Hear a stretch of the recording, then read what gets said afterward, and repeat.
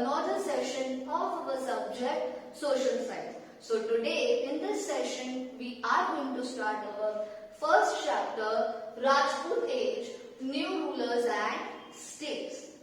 Basically, from the name of the chapter we can get that what we are going to learn in this chapter, we are going to learn about the Rajput rulers. Who were they? From where they belong? All the stories, slowly I will tell you in all these video lectures. Now first let us start from the beginning. The time period from 700 AD to 1200 AD is known as the Rajput era, everyone. Yes, from the year 700 AD to 1200 AD, Rajput rulers ruled on our country. They were from our country only, everyone. Yes, they were the people from our country, and this whole time period is known as Rajput era. It is almost 5 years time period. इसको history में middle age भी बोला जाता है. This whole time period is known in the history as the middle age. Means ये what the story you have learned in grade 6. Afterwards in grade 7 आदि की जो कहानी है, in the grade 6 you have learned ancient history. Here in grade 7 you are going to slowly learn about middle age history. Now Rajput kingdoms, all these kingdoms were established in the major parts of the North India and the South India. But how it happened, I will tell you. Everyone, one point is very important here. Rajput rulers were the strict followers of their culture. These are the rulers which kept the Hindu culture alive. यही Rajput rulers है जिन्होंने अपने Hindu traditions, रिवाज को follow किया और उस पे चलते आ रहे हैं अभी भी. So Rajput rulers were well known for their strictly following the culture. How it all started? You all know it is actually the story of 7th century when in the north side King Harshvardhan was ruling, and in the south King Pulikeshik II was ruling.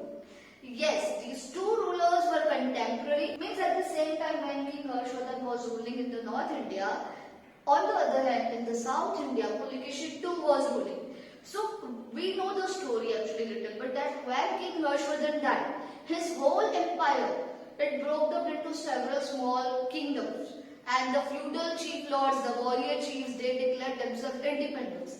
The South India suffered the same fate. That means when their king Pulikeshik II died, afterwards Pulikeshik II's empire also, his whole big kingdom was also divided into small parts.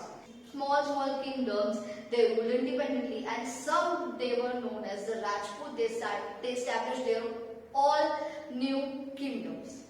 Okay everyone, so this is the story behind the establishment period. Now again and again we are hearing the word Rajput. What is the meaning of Rajput? Rajput means Rajputra.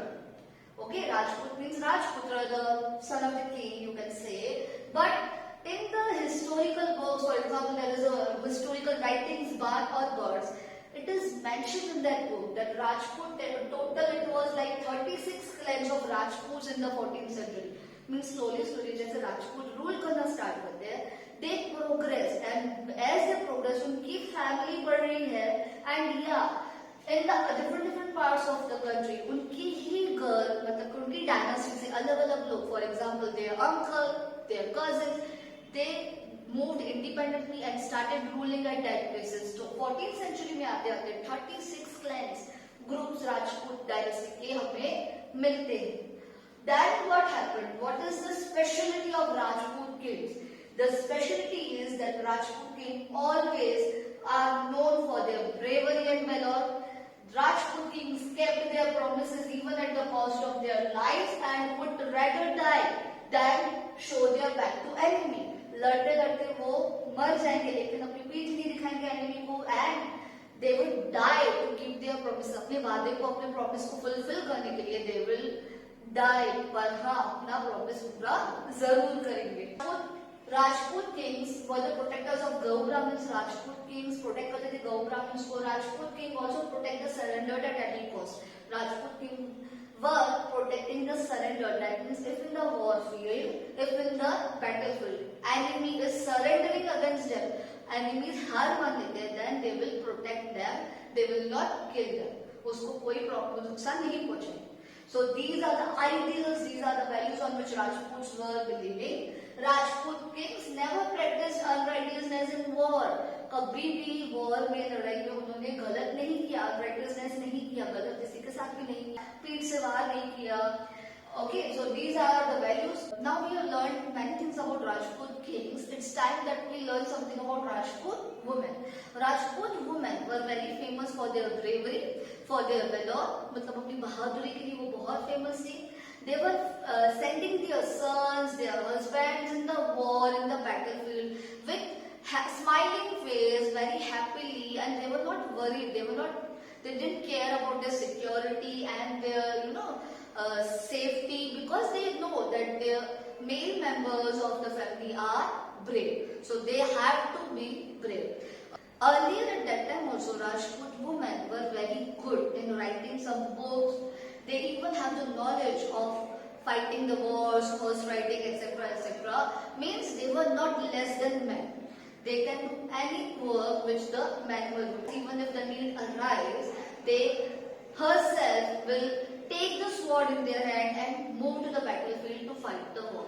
So they were having that much capability. That's all about the Rajput women. As you know, the Rajput era was established in the 700 AD. Almost these Rajput kings ruled for 500 years. In these 500 years, they protected our Indian kingdom from the foreign invasion, and that's why our kingdom was safe.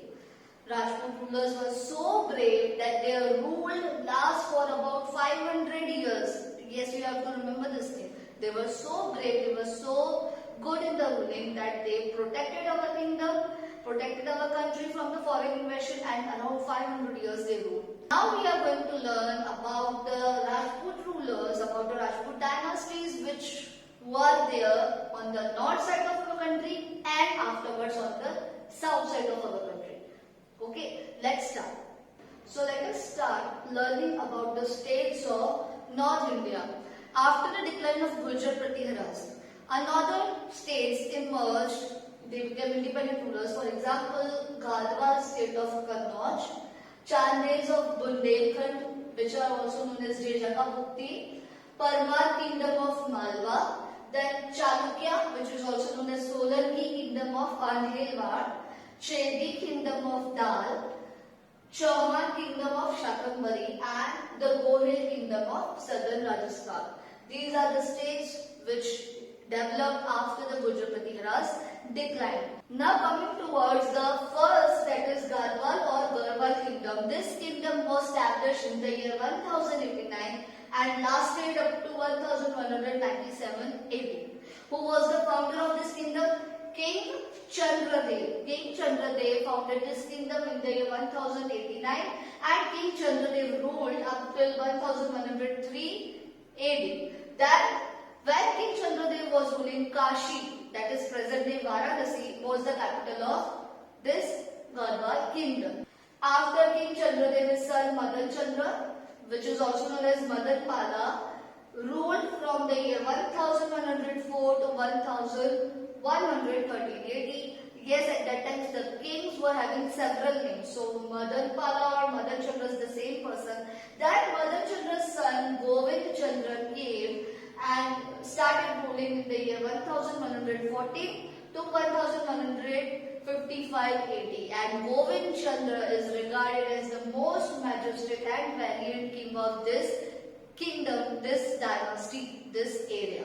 Okay, he was known as the bravest king. Also, Govind Chandra protected the kingdom from the invasion of Ghazni and renovated many Buddhist monasteries. When Govind Chandra was ruling, he protected the kingdom from the invasion of Ghazni. And the rulers of Ghazni attacked the kingdom, Govind Chandra protected it and also he renovated Buddhist monasteries को बहुत अच्छे से renovate भी करवाते हैं.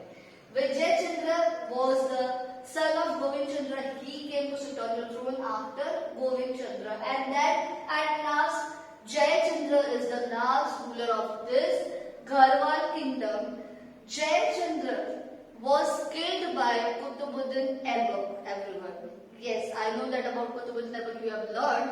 Jai Chandra was killed by Qutbuddin Aibak and he became the last ruler of this Garhwal or Garhwal kingdom dynasty. So that's all for today's video. In today's video, we have learned about the Rajput dynasty, how the Rajput dynasties emerged, and also we got to learn about the different kingdoms. But yet the story of the states of North India is not over. We will continue the story in the next video. Till then, take care, keep learning, have a nice day.